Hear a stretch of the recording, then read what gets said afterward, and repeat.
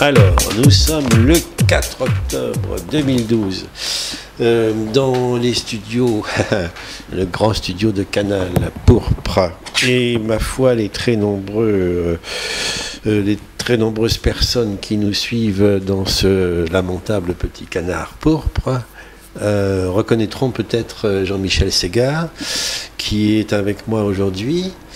Martine est derrière la caméra, donc ça y est, c'est bon. Toi, tu es tout seul, tu aurais dû être deux, mais bon, peu importe, on va en parler. Alors, petit rappel quand même, je pense que les archives de Canal Pourpre conservent la mémoire de ta présence plusieurs fois dans nos studios. Donc, je rappelle que tu es comment on va te définir, un type qui ne pense qu'à une chose, c'est à la concertation démocratique sur notre petit territoire. Et après avoir œuvré 6 ans, officiellement, si je peux dire, dans ce domaine, maintenant, tu te trouves un peu gros Jean comme devant, parce que tu t'aperçois que la concertation, c'est pas gagné, malgré les très nombreuses lois qui parlent de la nécessité de cette affaire, de la démocratie participative, de prendre l'avis des citoyens pour toute action politique locale, en tout cas. Et donc, nous aimerions bien continuer cette petite série d'entretiens. Tu avais parlé de développement durable, d'écologie, voilà, de ce genre de choses. Et cette année, on aimerait bien, puisque en 2013, il y a une réforme territoriale qui s'annonce, on aimerait bien creuser un peu cette chose qui ne parle pas à tout le monde. On ne sait pas très bien ce que fait la réforme territoriale, ce qu'elle veut ou ce que nous voulons là-dessus, d'une part, et d'autre part aussi, parce qu'il se trouve que tu connais un peu ce dossier, l'affaire des gens du voyage. On sait que en France, depuis quelque temps, cette affaire fait polémique, enfin controverse. Je faisais part tout à l'heure d'un petit article dans un Monde là, récent, le quotidien, où un éminent professeur d'anthropologie a rappelé que la majorité des communes françaises ne respectaient pas la loi, les communes de plus de 5000 habitants, loi qui leur enjoint d'aménager des aires d'accueil pour ce qu'il est convenu d'appeler les gens du voyage. Il se trouve que dans notre région, tu connais un petit peu cette affaire. D'ailleurs, tu discutes même le terme de gens du voyage, parce que ce sont souvent des gens qui sont parfaitement sédentaires, nés sur place. Enfin, bon, c'est un peu compliqué. C'est précisément une de ces personnes intéressées très directement par cette affaire que tu aurais bien voulu amener aujourd'hui, mais il se trouve qu'il n'était pas libre, donc ça se refera une autre fois. Alors, on va faire donc aujourd'hui rapidement la présentation globale de ces deux sujets. D'une part, donc, cette affaire d'une loi sur les aires de résidence pour les gens du voyage, et puis d'autre part, donc, la réforme territoriale. Voilà, ça va, je ne suis pas trop nul. Non, ça va très bien. Oui, alors effectivement, ça fait un petit moment que j'étais pas venu. J'avais fait un break, comme on dit. Puis par contre, ça se voit parce que maintenant, je suis obligé de mettre mes lunettes. Je peux plus lire comme ça. Voilà, ça ne rajeunit pas. Par contre, sur l'aire d'accueil des gens du voyage, effectivement, donc il faut savoir que oui, je crois qu'il n'y a même pas le quart des communes qui ont rempli effectivement leurs obligations. À la limite, pour l'instant, d'après ce que je peux entrevoir, vu qu'ils n'ont pas vraiment, à mon avis, discuté le fond avec directement les principaux concernés. C'est-à-dire pas des associations dites représentants, parce qu'on sait ce que c'est qu'un représentant en démocratie. C'est-à-dire c'est celui qui, une fois élu, fait ce qu'il veut, bien souvent. Oui, donc voilà. Donc j'aimerais moi effectivement qu'il y ait ce qu'on appelle des groupes de travail où là il n'y a pas un chef et on décide, mais effectivement il y a un groupe avec donc plusieurs. Il y aurait effectivement dans ce groupe par exemple des gens qui sont sur des sites, parce qu'en fin de compte il nous faudra faire un petit peu comme on a fait dans l'école, enfin ce qu'on dit, ce qu'on est censé faire dans l'école, c'est-à-dire au cas par cas. Chaque gamin est différent, chaque pédagogie doit être adaptée aux gamins. Et là, c'est un peu la même chose au niveau de chaque territoire. Et donc, on devrait, normalement, la loi devrait, dans chaque territoire, décréter ce qu'on appelle des commissions, avec donc des personnes de chaque territoire. C'est ce qui n'a pas été fait sur le secteur. Hein. Donc, on pourrait prendre une personne de chaque commune. Voilà, s'il y a 15 communes, ça fait 15 personnes. On prend des bénéficiaires des politiques, c'est-à-dire des gens du voyage, et on prend des représentants de ces gens du voyage. Mais de manière à avoir les deux visions. Parce que pour avoir travaillé dessus, je sais comment parfois des 10 représentants sont perçus. Moi, on est venu me chercher, les gens du voyage qui sont venus me chercher, on dit non, mais surtout plus eux. Donc je sais ce que ça veut dire quand même. Donc après, ça ne veut pas dire que tout est mauvais, mais on se pose la question. Et en tout cas, la représentativité n'est jamais absolue. Donc à ce moment-là, effectivement, il faut mettre un peu tout le monde. Qui va bénéficier des aires, voilà, de manière à avoir après, je dirais, le point de vue de chacun. Ensuite, effectivement, l'élu décide. Mais on pourrait même penser à un tirage au sort, en fond, parce que alors, parmi les gens concernés. Oui, bien sûr, pourquoi pas. Bref, tout est possible. Là, si voilà. je comprends bien, donc ta solution entre guillemets est toujours la même, c'est-à-dire tu penses qu'au fond, les choses de toute façon iraient mieux si on demandait aux gens, quoi. Hein, c'est aussi bête que ça. Le pire, c'est que j'ai retrouvé un truc. Donc, nous avions été à Nantes le 16 janvier 1999 au 4e rencontre de la démocratie locale. On parlait déjà. Là, déjà, on était dans le terme. Bon, la démocratie a un problème, donc il faut lui adjoindre un adjectif. Voilà, on va mettre démocratie locale ou démocratie de proximité ou démocratie participative. On est toujours dans ce cas-là. Mais en fin de compte, je me souviens très bien de ce qui avait été dit, effectivement.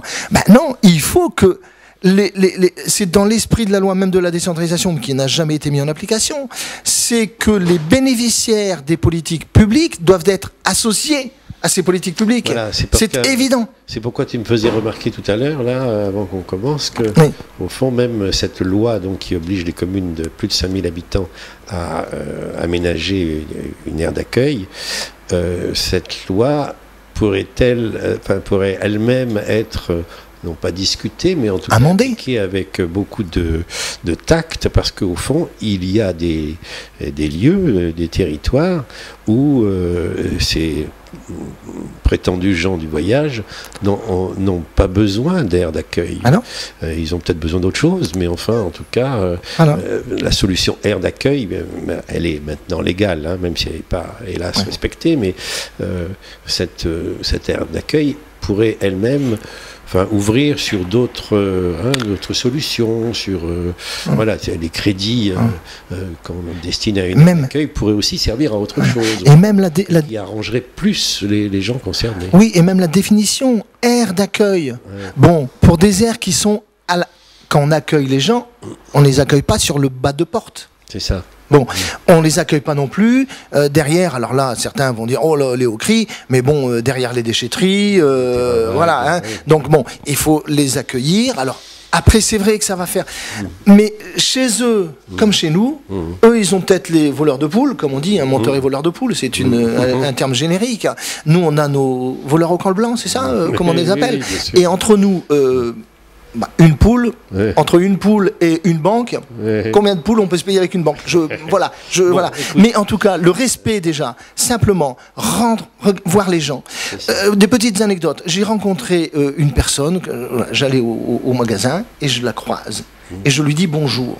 Elle me dit, mais on se connaît? Je dis, bon, de toute façon, si je vous dis pas bonjour, on se connaîtra jamais. Donc, voilà. Et elle dit, ah bah oui, mais je vous ai déjà vu. Et en fait, quand on a discuté, et c'était ce qu'on appelait issus des gens du voyage. Ça fait 40 ans qu'ils sont sur le territoire. Ils sont plus sur le territoire que moi.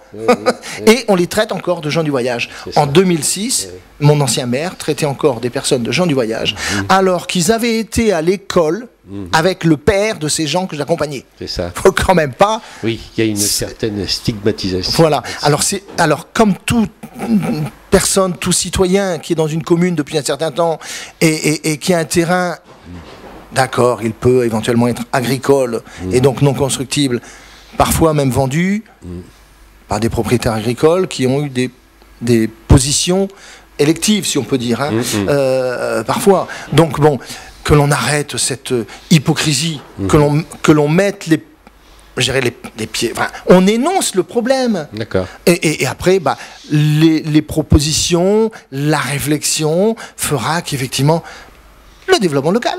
Mettons en place les procédures, la solution tombera toute seule. Sinon, le concept du développement local est une utopie et qui ne marchera jamais. Or, c'est faux.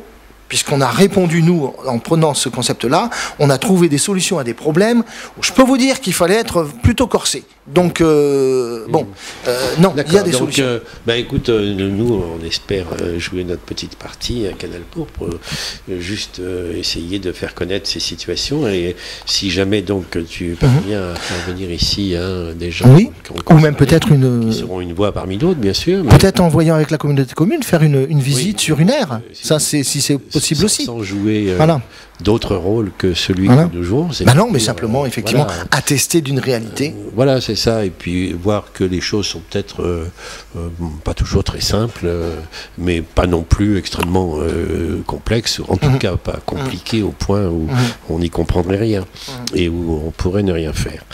Alors ça nous permet, puisque tu viens de prononcer le nom de développement local, de passer au deuxième truc, donc la réforme territoriale. Est-ce que... Bon, alors, on s'adresse, on ne sait pas à quel public on s'adresse, mais au fond, nous sommes aussi le public. Moi, j'avoue que je ne me suis pas trop renseigné sur cette réforme.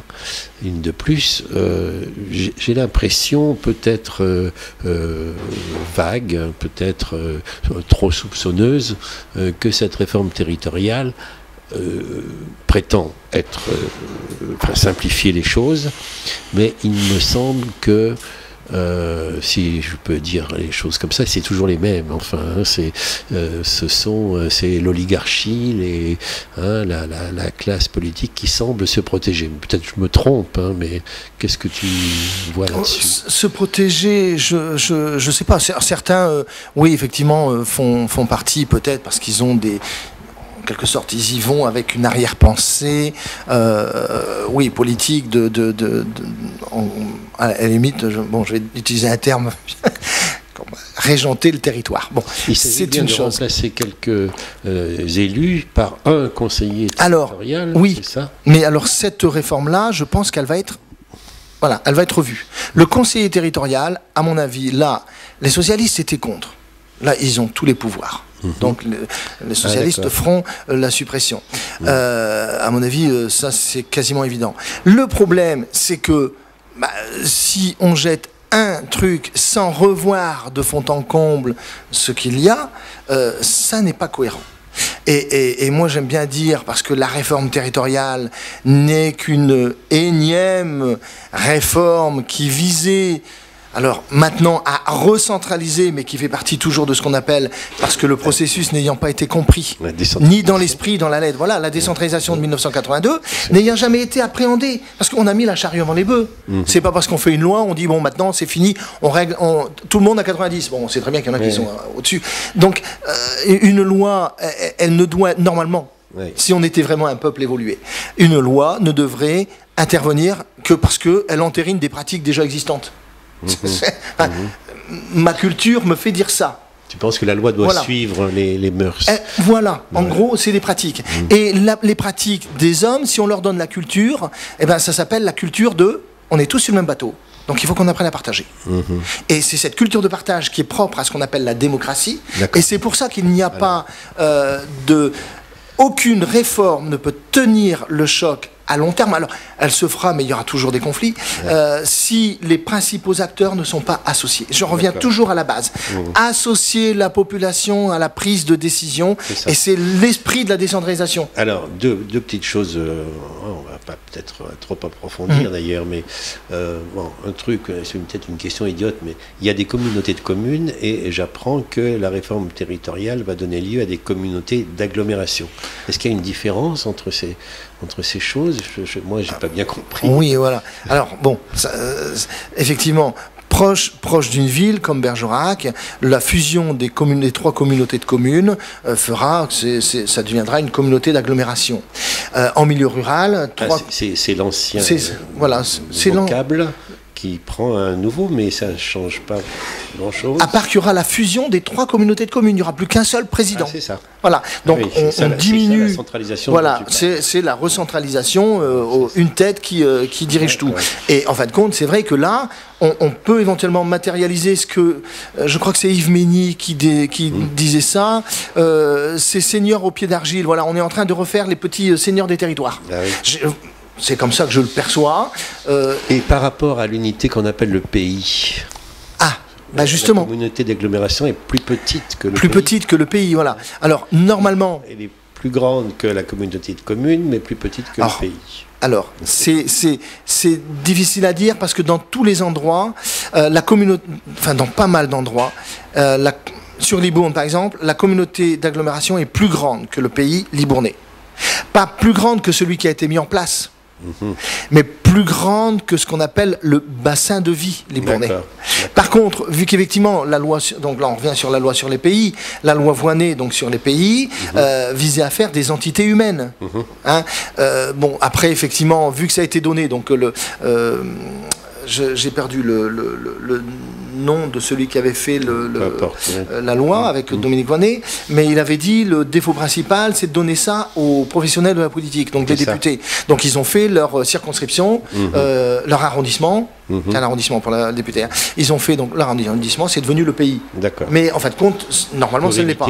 Voilà. Par contre, il existe bien un pays du Libournais, il existe bien un pays du Grand Bergerac, enfin un pays du Bergeracois, mais il est à proximité de Bergerac, vraiment à proximité. Par contre, on ne va pas jusqu'à Aimé, on ne va pas jusque la Linde. Ça, c'est faux. Le pays foyen, lui, en milieu rural, et il fait... bon, il y a 8 conseillers généraux qui sont concernés par l'entité humaine du bassin de vie foyen.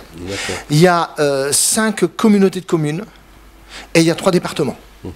Bon, je connais mon territoire. J'aimerais, moi, justement, profiter de cette réforme pour dire, bah tiens, stop, on a tout fait en étant incohérent, puisque là, ils sont en train, la réforme, tout ce qu'ils font.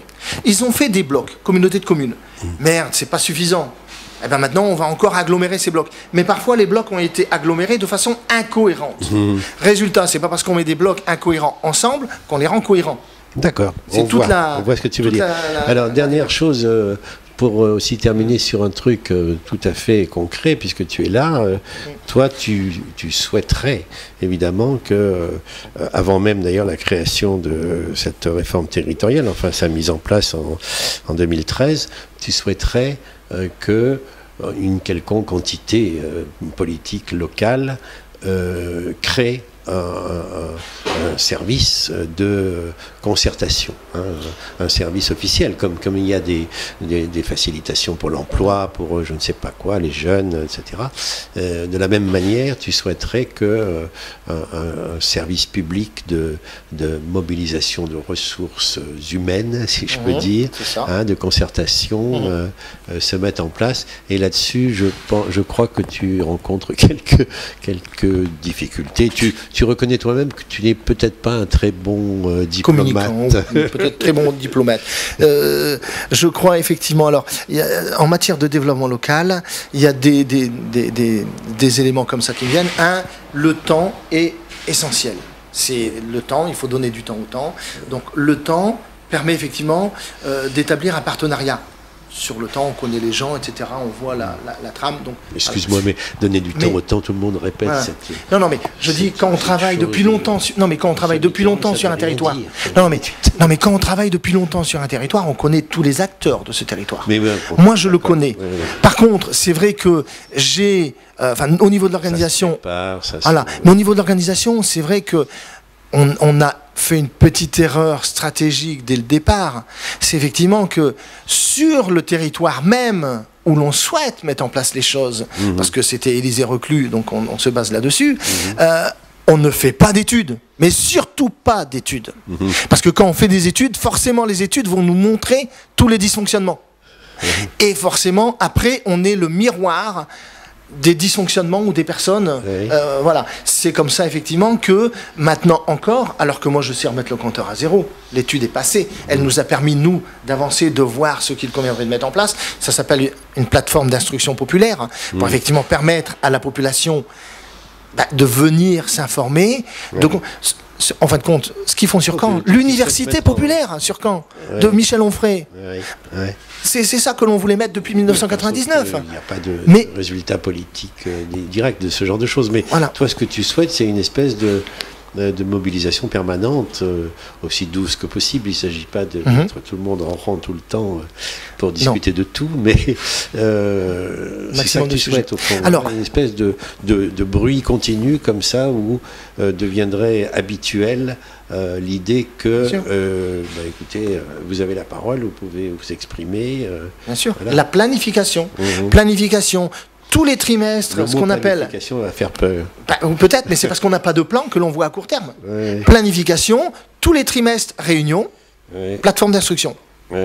Ensuite, les idées, alors là-dessus, plus ou moins les sujets qui peuvent poser problème, tiens, là on va parler par exemple la réforme territoriale, on met donc un cercle d'intérêt, un travail sur la réforme territoriale. Un autre, tiens, l'économie. L'économie est un problème, l'économie... C'est quand même très vaste ce que tu proposes là. On l'a fait. Moi, si on me dit, il y a un truc sur l'économie, je dis, j'y vais pas parce que c'est trop vaste. On l'a fait. On l'a fait. Les gens sont venus. Les absents étaient les représentants. Local, oui, ça peut intéresser. Je vous assure, on l'a fait de 1999 à 2004 à la mairie de Véline. Et je me souviens des fois, il aurait presque fallu pousser les murs. Mais seulement après, parce que la population est en attente de ça. Mais quand il n'y a pas de décideurs qui viennent et pour décider après derrière, pour dire bon, voilà, on vous entend, on va se revoir parce qu'effectivement là il y a un truc intéressant. Effectivement, le plus passionné finit par se lasser. Même moi qui de 99 à 2004, je l'ai fait, j'ai arrêté en 2004.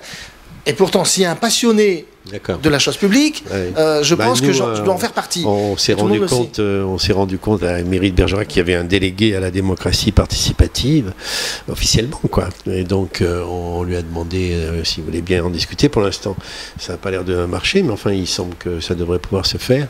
Donc là aussi, on en parlera, parce que c'est vrai que d'un côté, c'est très affiché, quoi. Démocratie participative, concertation, comité de quartier à Bergerac, par exemple.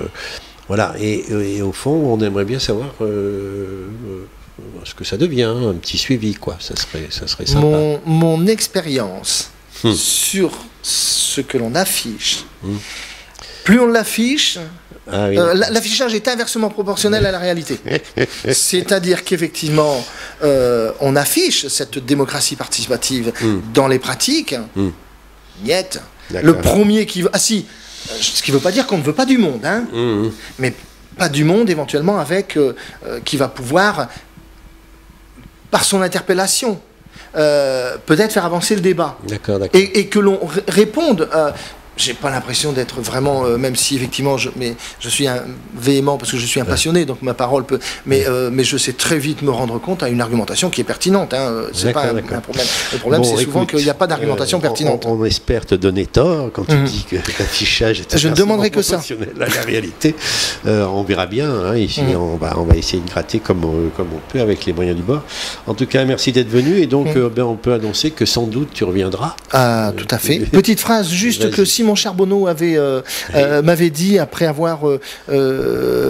l'émission ici, on s'était vu et il avait dit j'en ai parlé à quelqu'un qui a été regardé sur l'émission et il me dit certainement que cette télé est alors au niveau de ce que l'on peut y dire, de l'honnêteté, la franchise, voilà, eh bien elle est d'autant plus franche et sincère et en tout cas citoyenne qu'elle est inversement proportionnelle à l'audience, quoi. Il y a d'autant plus de vérité qui sortent que... C'est gentil pour nous. Et c'est du même tonneau. C'est-à-dire qu'effectivement, il y a un moment... Martine est très contente. Il y a un moment dans notre société, il faut pouvoir afficher un truc pour dire, mais ça existe. Mais dans les faits, ma commune, j'ai écrit à mon premier adjoint, effectivement, des petites choses, dont je lui faisais suite, justement, effectivement, voilà, alors, je vais vous citer juste la petite phrase, parce qu'elle me fera plaisir, celle-là. C'est, alors, votre dernier édito donne bien,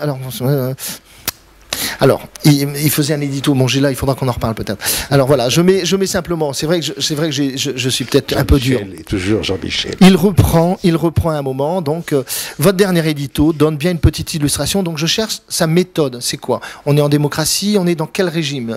À Saint-Antoine-de-Breuil. Donc c'est ce que, voilà, je me pose la question. Donc votre édito donne bien une petite illustration au travers de cette phrase. Il y a quelques mois, une opposition à cette réforme territoriale s'est manifestée en s'appuyant sur un argumentaire qui m'a semblé plus dogmatique que pragmatique. C'est lui qui cite, hein. Donc je le cite tel quel. Et c'est dans l'édito. Mais elle ne me permet pas de définir, alors donc ça c'est moi qui reprends, mais elle ne me permet pas de définir le type de gestion. Vous savez que quand on dit ça, bon je me dis il y a quand même quelque chose, mais je ne sais pas ce que c'est. Donc, est-ce donc, les questions que je pose, est-ce donc parce qu'ils habitaient d'autres communes que l'idée d'un débat ne vous a pas effleuré l'esprit, puisque c'est des élus qui... hein, voilà. Ou alors serait-ce par pragmatisme pour éviter une réflexion collective, il faut être pragmatique, pas la peine de s'emmerder, voire par dogmatisme, parce que vous savez mieux que la population ce qui est bon et bien pour elle. Évidemment, c'est pas ou alors, auriez-vous eu peur que le point de vue de la population soit différent du vôtre? Oui, d'accord. Je pose ces petites questions. Oui. Voilà. En tout cas, quel qu'il en soit la raison, hein, voilà, on dit bien de cette façon de faire démontre totalement et parfaitement les éléments du paragraphe 1, 5, 6 du rapport de 1996, c'est parce que j'ai une mémoire vive que je sais ça, de la Commission française du développement durable, qui précisait qu'en France, l'un des problèmes était d'ordre culturel. Et ce problème était le goût du secret est considéré dans notre pays comme le piment de l'exercice du pouvoir. Comme disait Coluche, circuler, il n'y a rien à voir. Voilà. Et ça définit. Si je l'ai dit, parce qu'effectivement, c'était sur son dernier, avant-dernier édito, du numéro 39 de juillet à août 2012, fusion, la CDC au milieu du gué. Voilà. Et donc c'est lui qui fait ça. Et tout y est. Hein, voilà. Donc, voilà. Bon, bah écoute, tu vois, il y a des choses. Une petite gazette, il y a un petit canal pourpre. Ceci dit, donc je vais lui proposer de débattre au maire, à la commune, à la communauté de communes. Je vais proposer d'organiser des débats publics, ne serait-ce que le 19 décembre dernier, j'étais à ce qu'on appelle à Périgueux, dans les salons de la préfecture, à la commission départementale de coopération intercommunale. Il y a eu un moment, c'était le 12, un arrêt, voilà, il y a une, comment ils appellent ça, un arrêt de séance parce qu'il y avait un problème sur une commune qui s'appelait Sourzac. Sourzac voulait rejoindre son bassin de vie qui est Mussidan, et seulement elle faisait partie, parce qu'à un moment il y avait un maire qui était, voilà, et elle avait fait partie de la communauté de communes de Neuvy-sur-Lisle. Donc il y avait eu voilà, des débats, et donc voilà, interruption de séance, il faut, voilà, interruption de séance, droite-gauche, ça se combat, voilà, etc. À ce moment-là, j'ai vu le préfet. Et je lui ai dit, vous savez, vous auriez associé la population, la société civile à ce type de commission. Pas n'importe quelle société civile, c'est évident, il faut avoir quand même une vision un peu globale et avoir l'intérêt général, je dirais, un petit peu chevillé. Mais en tout cas, ça ne se serait pas passé comme ça du tout. Là, tu penses aussi que la concertation aurait, mais bien sûr, permis... Mais bien sûr. Et c'est pas parce que monsieur le préfet m'a dit... Non, pas du tout, la commission départementale de coopération intercommunale, ce sont les élus. Il m'a dit ça, j'ai dit bon ben je prends note. Mais je note qu'entre le haut et le bas, il y a un décalage entre les aspirations et les pratiques. Parce que le développement durable et son chapitre 28 implique la prise en considération des populations par les collectivités locales elles-mêmes. Donc comment se fait-il... Oui, mais l'élection vaut bénédiction, mon vieux, ça c'est... Oui, mais chez moi, non. Alors c'est vrai que le préfet, il m'a dit aussi, présentez-vous, vous ferez valoir votre point de vue. Mais j'estime que c'est pas ça la démocratie. D'accord. Bon, Jean-Michel, merci, je crois qu'on a compris. Et ma foi, un de ces quatre, j'espère. Un de ces quatre, alors je pense il y a plusieurs thématiques. L'économie, donc avec les petites entreprises et leurs difficultés. Les gens du voyage, oui, on pourra en reparler. Il y a plein de petites choses. Voilà. Merci beaucoup. Allez. Oh.